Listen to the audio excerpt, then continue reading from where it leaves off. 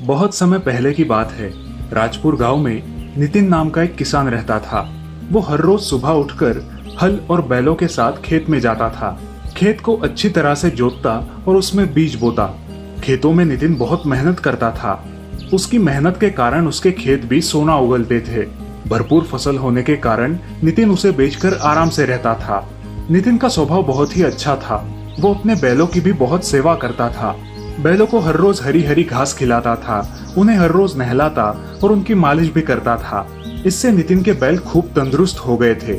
नितिन ने उनके गले में सुंदर सी घंटियां बांध दी थी। जब वे बैल चलते थे तो घंटियों की आवाज सुनकर नितिन को बहुत अच्छा लगता था। नितिन उसी तरह हल का भी बहुत ध्यान रखता था। रोज हल के ऊपर की धूल साफ करके उसे चमकाता था। तीज त्योहारों पर नितिन उनकी पूजा करता था। धीरे धीरे बैल को और हल को अपने ऊपर घमंड होने लगा। बैलों को लगता है कि नितिन के घर की खुशहाली उनकी वजह से है और वे खेत जोतने ना जाए तो वहां एक दाना भी पैदा नहीं हो सकता। उधर हल को लगता है कि खेतों की असली जुताई तो वो करते हैं, बैल तो खाली खेत में टहलते रहते हैं। एक दिन दोनों में बहस हो गई। बैलों ने कहा, खेत हम जोतते हैं, उसमें सारी मेहनत हमारी होती है, इसीलिए नितिन हमें अपने हाथों से खिलाता है। तभी हल ने अकड़ते हुए कहा, जी नहीं, धरती का सीना फाड़ कर ताजी मिट्टी बाहर हम निकालते हैं, इसीलिए असली जुताई हमारी हुई, तभी तो किसान हमारी पूजा करता है। दोनों में झगड़ा बढ़ गया तो दोनों फैसला करने नितिन के पास पहुंचे। नितिन दोनों को भी बराबर प्यार करता था। वो सोच में पड़ गया। बाद में नितिन ने सोचकर बैलों से कहा, तुम्हारा कहना सच है, तुम बहुत मेहनत करते हो। जाओ, आज पूरा खेत तुम जोताओ। ये सुनकर बैल खुशी से उछलते कूदते खेत पहुंच गए। वे पूरा दिन खेत में चलते रहे। शाम को नितिन ने आकर जब देखा तो खेत जरा सा भी जूता नहीं था। नितिन ने कुछ भी नहीं कहा और बैलों को लेकर चुपचाप घर लौट आया। अगले दिन नितिन हल को कंधे पर लाद कर खेत में पहुंचा। वहां उसने हल के नुकीले फल को जमीन के भीतर घुसा दिया और फिर नितिन बोला, तुम भी मेरे लिए बहुत मेहनत करते हो, आज ये पूरा खेत तुम जोत के आओ। हल को वही छोड़कर नितिन घर लौट आया। बैल खेतों में धीरे धीरे चलते थे, इसलिए ज्यादा जुताई नहीं हो पाती थी। आज हल को अपनी काबिलियत साबित करने का मौका मिला था। उसने सोचा, शाम होने से पहले ही ये पूरा खेत जोत डालता हूँ। नितिन के जाने के बाद हल ने खेत को जी भर के देखा और फिर उसे जोतने के लिए आगे बढ़ा। मगर ये क्या हुआ, हल तो अपनी जगह से टस से मस भी नहीं हो पाया। जिस खेत को वो दौड़ते हुए जोतता था, आज वो हिल भी नहीं पा रहा था। हल ने बहुत जोर लगाया, पसीने से तरबतर हो गया, पर 1 इंच भी आगे खिसक न सका। शाम को नितिन आया तो उसने देखा कि आज भी खेत जरा भी नहीं जोता है। नितिन ने कुछ भी नहीं कहा और चुपचाप हल को उठाकर घर ले आया। हल और बैल अपनी अपनी सफलता की वजह से दुखी थे। दोनों भी एक दूसरे से आंखें चुरा रहे थे। ये सब नितिन ने देखा और उन्हें समझाने लगा, हम सबकी शक्ति एकता में है, अलग अलग होकर हम सब अधूरे हैं। इसीलिए आपस में लड़ने की बजाय अगर हम मिलजुल कर काम करें तो कोई भी काम असंभव नहीं है। ये बात हल और बैल के समझ में आ गई। दोनों में फिर से एक बार दोस्ती हो गई और अगले दिन बैल घंटियां बजाते हुए खेत की ओर चले तो नितिन ने अपने कंधे पर हल को लाद दिया। उस दिन सभी ने मिलकर खेतों की खूब जुताई की। थोड़े ही दिनों में खेतों में हरी भरी फसल लहलहाने लगी। तभी से किसान, बैल और हल, इन तीनों की जोड़ी आज तक कायम है। तो दोस्तों, इस कहानी से हमें ये सीख मिलती है कि कोई भी व्यक्ति अपनी अपनी कला में माहिर होता है। कभी भी किसी की तुलना किसी और से नहीं करनी चाहिए।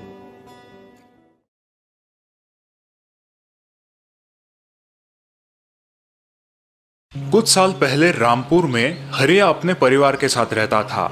वो अपना छोटा खेत बो के परिवार की परवरिश किया करता था। उसका छोटा भाई कृष्णा खेती के काम में उसकी कोई मदद नहीं करता, लेकिन कृष्णा एक बहुत ही अच्छा कारपेंटर था। कृष्णा, कृष्णा उठो भाई, सूरज सर पे आया है, कुछ काम वाम नहीं करना तुम्हें?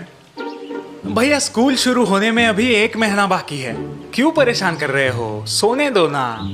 मुखिया जी सुबह आके गए हैं, वो स्कूल के बेंचेस का काम कब तक होगा पूछ रहे थे। कह देना हो जाएगा, अभी बहुत टाइम है। ये कह के कृष्णा फिर मुंह पे चद्दर ओढ़ के सो जाता है। हरिया को समझ नहीं आ रहा आखिर इसे कैसे समझाए। इसी विचार में हरिया अपने खेत की तरफ निकल पड़ता है। जब वो गांव की नुक्कड़ पे पहुंचता है तब, अरे भाई, सुना है मुखिया जी दूसरे गांव से मिस्त्री बुला रहे हैं। वो तो होने ही वाला था, कृष्णा के भरोसे बैठेंगे तो हो गया सत्यानाश। हाँ और नहीं तो क्या। हरिया भैया की विश्वसनीयता की वजह से मुखिया जी ने ये इतना अच्छा काम उस आलसी कृष्णा को दिया है। गांव वालों की बातें सुनकर हरिया परेशान हो जाता है, क्योंकि कृष्णा की गैर जिम्मेदारी की वजह से अच्छा खासा पैसे देने वाला काम खोने के लक्षण नजर आते हैं। क्या करूं इस लड़के का समझ नहीं आता। भगवान ने हुनर तो दिया है, लेकिन इसका यह आलसीपन। हरिया थका हारा रात को घर लौटता है। उसकी बीवी उसे खाना परोसती है। बीवी से पता चलता है कि कृष्णा दोपहर 3 बजे उठा और बिना नहाए धोए दोस्तों से मिलने बाहर चला गया है। अच्छा, यानी आज भी स्कूल नहीं गया। इतना काम पड़ा है, लेकिन इस लड़के के दिमाग में भूसा भरा है। और आज जाते समय रात के भोजन में केरी का अचार बनाने के लिए बोल के गए हैं। बीवी की बातें सुनते ही हरिया के दिमाग में एक कल्पना आती है। वो बीवी से नींबू मांग के लेता है और बाहर आंगन में जाके बैठ जाता है। भाभी जल्दी खाना परसो, बहुत भूख लगी है। और हाँ, कैरी का अचार भी देना। केरी का अचार बाहर आंगन में आपके भैया बना रहे हैं। कृष्णा बाहर आता है और हरिया को नींबू के बीज के साथ बैठा देख चकित होता है। भैया, ये नींबू के बीज के साथ क्यों बैठे हो? तुम्हारे लिए कैरी का अचार बना रहा हूँ। भैया आप ठीक तो है? नींबू के बीज से आप कैरी उगाओगे? हाँ, क्यों नहीं उगेगी। भैया आप ही ने सिखाया है ना, जो बोओगे वही पाओगे। फिर तभी मुखिया जी का आदमी वहां आता है और कृष्णा को बताता है कि मुखिया जी ने स्कूल के काम के लिए नए कारपेंटर को बुलाया है। अब उसे स्कूल आने की जरूरत नहीं। अरे मुखिया जी ऐसे कैसे कर सकते हैं? मेरे जैसा एक्सपर्ट कारपेंटर उन्हें आजू बाजू के 10 गांवों में नहीं मिलेगा। वो आप उनसे जाके बोलिए, चलता हूँ। अच्छा खासा काम हाथ से जाने की वजह से कृष्णा बहुत दुखी होता है। कृष्णा, अब दुखी होने से कोई फायदा नहीं है। जो जैसा बोता है वैसा ही फल पाता है। तुमने अपने आलसी स्वभाव के कारण इतना अच्छा पैसे कमाने का मौका खो दिया है। भैया मुझे माफ कर दीजिए, आगे से ऐसा कभी नहीं होगा। ठीक है कृष्णा, देर से आए दुरुस्त आए, आगे से ख्याल रखना। तो इस प्रकार देर से ही सही कृष्णा की आंखें खुल जाती है और वो आगे से खूब मेहनत करने का वादा हरिया को देता है।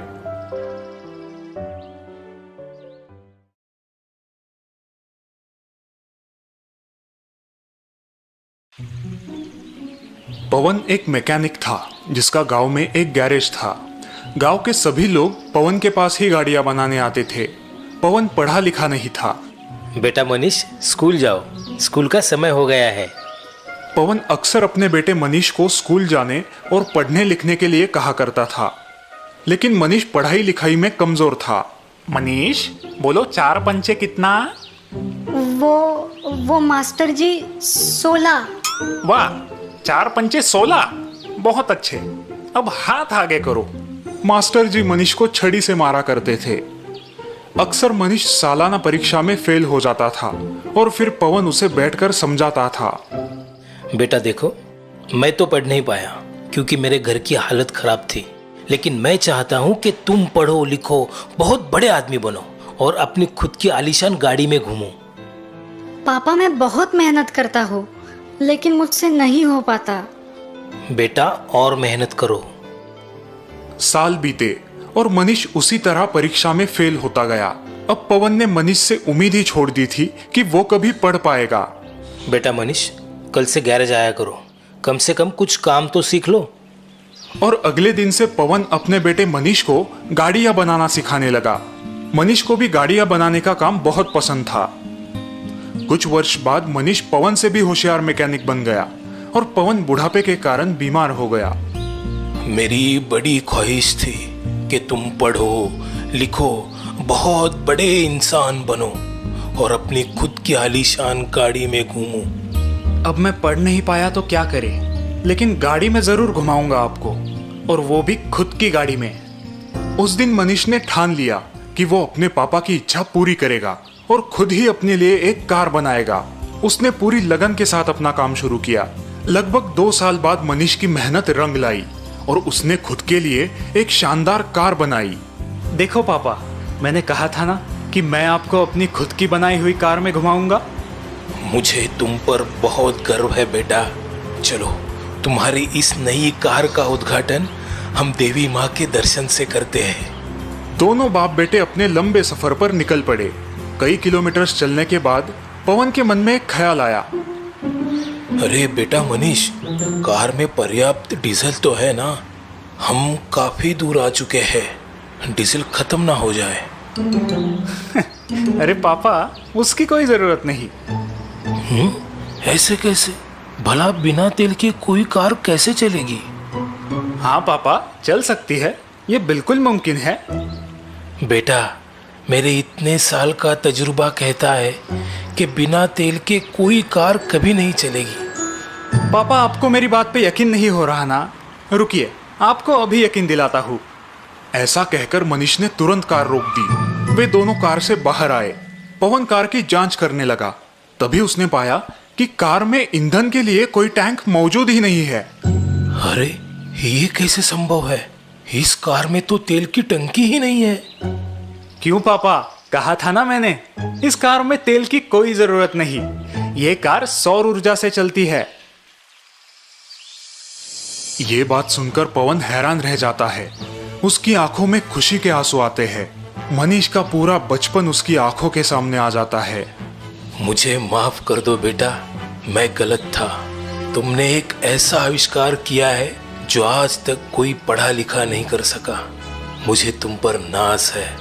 सच में तुम्हारी ये कार कोई मामूली कार नहीं है, ये एक जादुई कार है।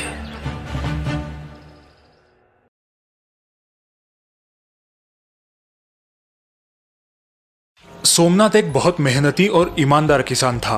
खुद अनपढ़ होने के बावजूद उसने अपने इकलौते बेटे सुरेंद्र को अच्छी शिक्षा दी थी। अब सुरेंद्र आगे की पढ़ाई के लिए गांव से बहुत दूर शहर जा रहा था। पिताजी, अब मैं कम से कम 1 साल गांव नहीं आ पाऊंगा। आप अपना ख्याल रखना। तुम मेरी चिंता मत करो बेटा, बस मन लगा के पढ़ाई करना। अब मेरी सारी आशाएं तुम ही पर है। हाँ पिताजी, मैं आपको निराश नहीं करूंगा।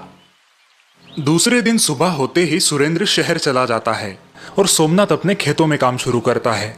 कुछ देर बाद गांव के साहूकार का चेला शंकर वहां आ टपकता है। और सोमनाथ भैया कैसे है? भगवान की कृपा है। बस मेरा सुरेंद्र अफसर बन जाए तो मैं आराम ही आराम करूंगा। वो तो आप अभी कर सकते हो। गांव के हीरामल साहूकार कब से आपकी जमीन खरीदना चाहते हैं, वो भी दुगने दाम में। नहीं शंकर, एक किसान के लिए उसकी जमीन माँ के समान होती है और माँ का भी कोई सौदा करता है भला। अब आपकी मर्जी, लेकिन इस साल बहुत भयंकर सूखा आने का अंदेशा है और अब तो सुरेंद्र भी नहीं है आपकी सहायता के लिए। देखते हैं। शंकर सोमनाथ को जमीन बेचने के लिए राजी नहीं कर पाता और वहां से निकल पड़ता है।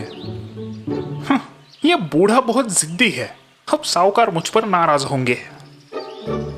ऐसे ही महीनों बीत जाते हैं। सुरेंद्र और सोमनाथ एक दूसरे को चिट्ठियां लिखकर अपनी खुशहाली बताया करते थे। सोमनाथ, तुम्हारी चिट्ठी है भाई, सुरेंद्र ने भेजी। डाकिया जी, जरा ये चिट्ठी पढ़ के तो सुनाइए। डाकिया सोमनाथ को सुरेंद्र की चिट्ठी पढ़ के सुनाते हैं। चलो अच्छा है, सुरेंद्र की पढ़ाई ठीक चल रही है। हाँ, होनहार है तुम्हारा बेटा, जल्द ही तुम्हारे अच्छे दिन आएंगे सोमनाथ। हाँ, इसी उम्मीद में दिन काट रहा हूँ। बस हमेशा की तरह मेरी तरफ से 2 शब्द खुशहाली के उसे लिख दीजिए। हाँ क्यों नहीं, अभी लिख देता हूँ। जुलाई खत्म होके अगस्त शुरू हुआ था, लेकिन बारिश का कोई नामो निशान नहीं था। सारे गांव वाले चिंतित थे। अब एक ताजा खबर। सरकारी मौसम विभाग के अनुसार देश के हर राज्य में औसत 10% ही बारिश होने का अनुमान है। नागरिकों से निवेदन है कि उपलब्ध पानी का इस्तेमाल समझदारी से करें। लगता है इस साल फसल नहीं हो पाएगी। फिर से साहूकार से कर्जा उठाना पड़ेगा। हाँ भाई, जमीन भी गिरवी है, उसे तो अच्छा मौका ही मिल जाएगा गरीबों को लूटने का। और गांव के अधिकतम कुएं भी साहूकार के पास ही है गिरवी। सोमनाथ भी अपने घर में चिंतित बैठा है। लगता है शंकर की बात सच होने वाली है। आषाढ़ खत्म होके श्रावण शुरू हुआ है, लेकिन आसमान से एक पानी की बूंद नहीं टपकी। कुएं की गहराई बढ़ा दूं तो शायद पानी मिले। ये सोच के सोमनाथ सीढ़ी लेके अपने घर के माले पे चढ़ता है और वहां से कुदाल और फावड़ी निकालता है, लेकिन इसी दौरान वो पैर फिसल के गिर जाता है। सोमनाथ के हाथों में और घुटनों में गंभीर चोटें आती है। हे भगवान, ये क्या हो गया? अब मैं कुआं कैसे खोदूं? अनाज कैसे बोऊं? घर पे आराम कर रहा सोमनाथ डाकिये की मदद से अपने बेटे सुरेंद्र को चिट्ठी लिखता है और यहाँ का सारा हाल बयां कर देता है। चलो भाई सोमनाथ, मैं निकलता हूँ। तुम अपना ख्याल रखना। डाकिया के जाने के बाद शंकर सोमनाथ के घर आता है। कैसी है तबीयत अब सोमनाथ भैया? भगवान की कृपा है, हड्डी नहीं टूटी, लेकिन दर्द से बेहाल हूं। लेकिन अब तुम क्या करोगे? तुम्हारा बेटा तो यहाँ आने से रहा। मेरी मानो अपनी जमीन साहूकार को बेच दो और शहर अपने बेटे के पास चले जाओ, सुखी हो जाओगे। शायद तुम ठीक कह रहे हो। शंकर खुश होकर सोमनाथ के घर से बाहर निकलता है। चलो, आखिर ये जिद्दी बूढ़ा मान ही गया। यहाँ शहर में सुरेंद्र अपनी परीक्षा की तैयारी कर रहा था, लेकिन वो पिताजी की चिट्ठी पढ़ के सोच में पड़ गया। बेटा सुरेंद्र, इस साल सूखे की वजह से शायद फसल ना हो पाए, लेकिन अगर तुम यहाँ होते तो मैं हमारा कुआं खोद के उसकी गहराई बढ़ा देता, थोड़ी बहुत सब्जियां बो लेता। अब सब राम भरोसे छोड़ रहा हूँ। पिताजी काफी बीमार है, ऊपर से ये सूखे का संकट, और मैं यहाँ फंस गया हूँ। कुछ तो करना पड़ेगा। कुछ दिन बाद डाकिया सुरेंद्र की चिट्ठी लेके आता है और सोमनाथ को पढ़ाता है। प्रणाम पिताजी, आपकी चिट्ठी मिली, लेकिन आप हमारा कुआं और ज़्यादा मत खोदिए। हमारे पुरखों ने वहाँ गुप्त धन छुपाया है। ये बात मुझे दादी ने उनके स्वर्गवास से पहले बताई थी, और सही समय पर आपको बताने का वचन मुझसे लिया था। क्या? चिट्ठी पढ़ते ही दोनों चौंक जाते हैं। वाह सोमनाथ, तुम्हारा तो भाग्य खुल गया भाई। डाकिया वहां से निकलता है, तभी रास्ते में उसे शंकर मिलता है। क्यों डाकिया जी, क्या खबर? लाखों में एक खबर है भाई। क्या बात कर रहे हो? जरा हमें भी बताओ भाई। डाकिया शंकर को सोमनाथ के कुएं के बारे में बताता है, और वो सुन के शंकर की आंखें फैल जाती है। उसी रात शंकर फावड़ा और कुदाल लेके चुपके से सोमनाथ के खेत में आता है और उसका कुआं खोदने लगता है। ये गुप्त धन अगर मुझे मिल गया तो मैं खुद ही साहूकार बन जाऊंगा। बहुत देर तक कुआं खोदने के बाद भी शंकर के हाथों कुछ नहीं लगता और वो परेशान हो जाता है। हाँ, ये क्या, लगभग 10 हाथ गहरा खोदा है कुआं, फिर भी कुछ नहीं दिख रहा। अब तो सूर्योदय भी होने को है। किसी ने मुझे यहाँ देख लिया तो लेने के देने पड़ जाएंगे। सुबह सोमनाथ लंगड़ते हुए कुदाल लेके खेत पहुंचता है। कुछ तो करना होगा। कुआं खोदने की थोड़ी थोड़ी कोशिश करता हूँ। सोमनाथ जैसे ही कुएं के पास आता है, वो दंग रह जाता है। अरे ये क्या, ये किसने खोदा? खोदा हुआ कुआं पानी से भरा देख सोमनाथ खुश हो गया, लेकिन तभी उसे सुरेंद्र की बताई बात याद आई। ये क्या हो गया? सुरेंद्र ने तो मुझे कुआं खोदने से मना किया था। उसी दिन सोमनाथ डाकिये के द्वारा सुरेंद्र को चिट्ठी लिख के यहाँ की हकीकत बयां करता है, और अब आगे क्या करना है पूछ लेता है। बेटा, यहाँ चमत्कार हो गया है। तुमने मुझे कुआं खोदने से मना किया था, लेकिन एक रात किसी ने हमारा कुआं काफी गहराई तक खोद दिया और अब कुआं पानी से भर गया है। अब मैं क्या करूं? हाँ, मुझे पता था पिताजी। गांव में एक कान की खबर दूसरे कान तक पहुंचने में देर नहीं लगती। सुरेंद्र तुरंत सोमनाथ को जवाब लिखता है। पिताजी, अब आप मनचाही सब्जियां बोइए। इतनी दूर से मैं आपके लिए बस इतना ही कर सकता था। सुना तुमने तुम्हारे बेटे ने क्या लिखा है? मनचाही सब्जियां बो। वाह भाई वाह, उधर शहर में बैठ के यहाँ बाप के लिए कुआं खुदवाया, वो भी मुफ्त। बेटा हो तो ऐसा।